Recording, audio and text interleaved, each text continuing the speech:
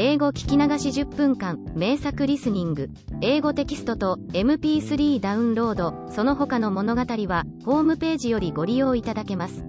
88thpp.com 88thpp.com She shall play with me, said the little robber child. She shall give me her muff, and her pretty frock, she shall sleep in my bed. And then she gave her mother another bite, so that she jumped, and ran round with the pain, and the robbers laughed, and said, Look, how she is dancing with the little one. I will go into the carriage, said the little robber maiden, and she would have her will, for she was very spoiled and very headstrong. She and Gerda got in, and then away they drove over the stumps of felled trees, deeper and deeper into the woods. The little robber maiden was as tall as Gerda, but stronger, broader shouldered, and of dark complexion. Her eyes were quite black, they looked almost melancholy. She embraced little Gerda, and said, They shall not kill you as long as I am not displeased with you. You are, doubtless, a princess? No, said little Gerda, who then related all that had happened to her, and how much she cared about little Kay.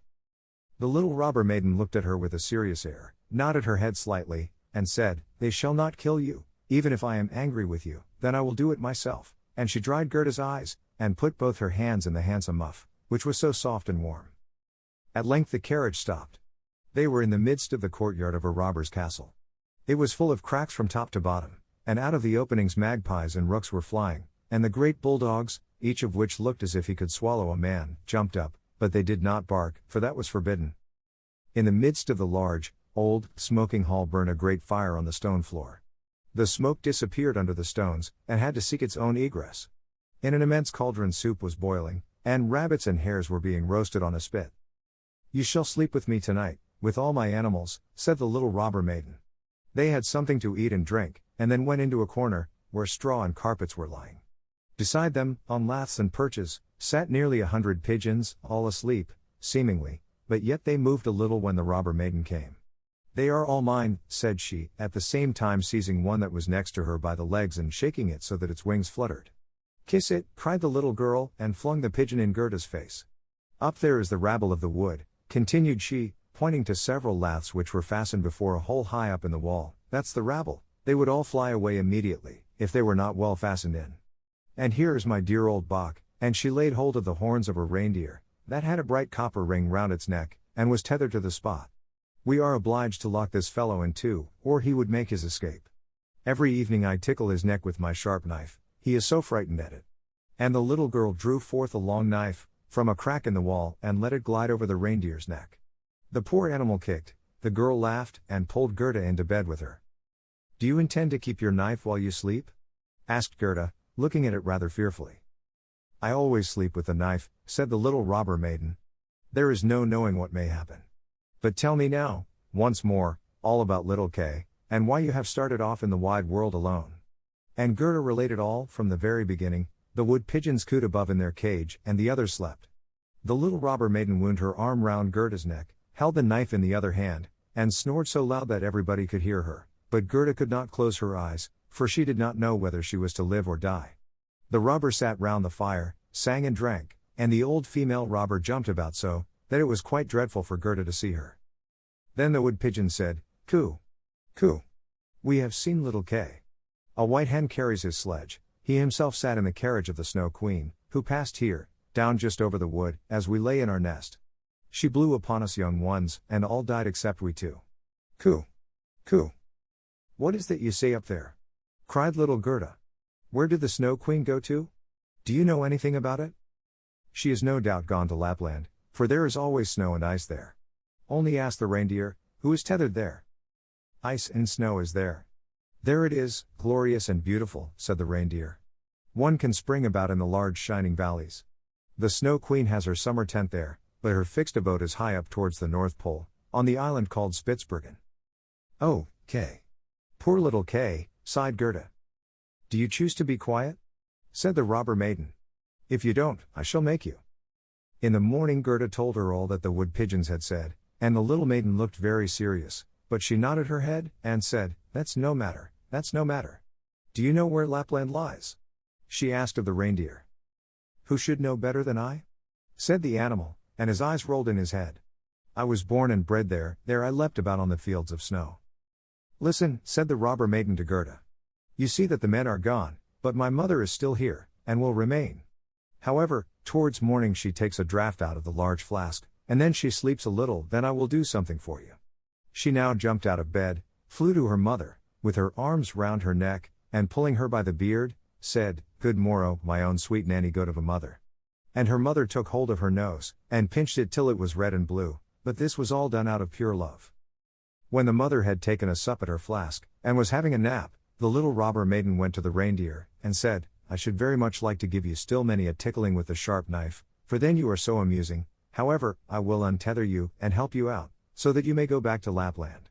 But you must make good use of your legs, and take this little girl from me to the palace of the Snow Queen, where her playfellow is. You have heard, I suppose, all she said, for she spoke loud enough, and you were listening. The reindeer gave a bound for joy. The robber maiden lifted up little Gerda, and took the precaution to bind her fast on the reindeer's back. She even gave her a small cushion to sit on. Here are your worsted leggins, for it will be cold, but the muff I shall keep for myself, for it is so very pretty. But I do not wish you to be cold. Here is a pair of lined gloves of my mother's, they just reach up to your elbow. On with them. Now you look about the hands just like my ugly old mother. And Gerda wept for joy. I can't bear to see you fretting, said the little robber maiden. This is just the time when you ought to look pleased. Here are 2 loaves and a ham for you, so that you won't starve. The bread and the meat were fastened to the reindeer's back. The little maiden opened the door, called in all the dogs, and then with her knife cut the rope that fastened the animal, and said to him, Now, off with you, but take good care of the little girl. And Gerda stretched out her hands with the large wadded gloves towards the robber maiden, and said, Farewell. And the reindeer flew on over bush and bramble through the great wood, over moor and heath, as fast as he could go. Dizza, dizza, was heard in the sky. It was just as if somebody was sneezing. These are my old northern lights, said the reindeer, look how they gleam. And on he now sped still quicker, day and night on he went, the loaves were consumed, and the ham too, and now they were in Lapland. 6th story. The Lapland Woman and the Finland Woman. Suddenly they stopped before a little house, which looked very miserable.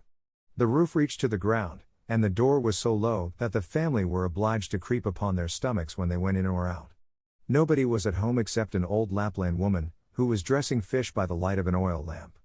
And the reindeer told her the whole of Gerda's history, but first of all his own, for that seemed to him of much greater importance. Gerda was so chilled that she could not speak. Poor thing, said the Lapland woman, you have far to run still. You have more than 100 miles to go before you get to Finland. There the Snow Queen has her country house, and burns blue lights every evening. I will give you a few words from me, which I will write on a dried haberdine, for paper I have none. This you can take with you to the Finland woman, and she will be able to give you more information than I can. When Gerda had warmed herself, and had eaten and drunk, the Lapland woman wrote a few words on a dried haberdine, begged Gerda to take care of them, put her on the reindeer, bound her fast, and away sprang the animal. Dizza, dizza, was again heard in the air. The most charming blue lights burned the whole night in the sky, and at last they came to Finland. They knocked at the chimney of the Finland woman, for as to a door, she had none. There was such a heat inside that the Finland woman herself went about almost naked. She was diminutive and dirty. She immediately loosened little Gerda's clothes, pulled off her thick gloves and boots, for otherwise the heat would have been too great, and after laying a piece of ice on the reindeer's head, read what was written on the fish skin. She read it 3 times, she then knew it by heart, so she put the fish into the cupboard, for it might very well be eaten, and she never threw anything away. Then the reindeer related his own story first, and afterwards that of little Gerda, and the Finland woman winked her eyes, but said nothing. You are so clever, said the reindeer, you can, I know, twist all the winds of the world together in a knot. If the seaman loosens 1 knot, then he has a good wind, if a second, then it blows pretty stiffly, if he undoes the 3rd and 4th, then it rages so that the forests are upturned. Will you give the little maiden a potion, that she may possess the strength of 12 men, and vanquish the Snow Queen? The strength of 12 men, said the Finland woman. Much good that would be. Then she went to a cupboard, and drew out a large skin rolled up. When she had unrolled it, strange characters were to be seen written thereon, and the Finland woman read at such a rate that the perspiration trickled down her forehead. But the reindeer begged so hard for little Gerda, and Gerda looked so imploringly with tearful eyes at the Finland woman, that she winked, and drew the reindeer aside into a corner, where they whispered together, while the animal got some fresh ice put on his head. 'Tis true little K is at the Snow Queen's, and finds everything there quite to his taste, and he thinks it the very best place in the world, but the reason of that is, he has a splinter of glass in his eye, and in his heart. These must be got out first, otherwise he will never go back to mankind, and the Snow Queen will retain her power over him. But can you give little Gerda nothing to take which will endue her with power over the whole? I can give her no more power than what she has already. Don't you see how great it is? Don't you see how man and animals are forced to serve her, how well she gets through the world barefooted? She must not hear of her power from us, that power lies in her heart, because she is a sweet and innocent child.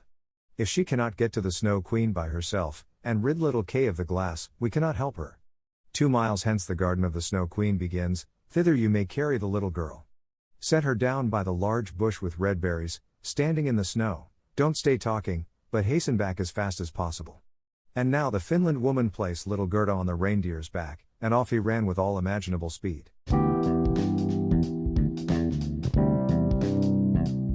英語聞き流し10分間、名作リスニング、英語テキストと MP3 ダウンロード、その他の物語は、ホームページよりご利用いただけます。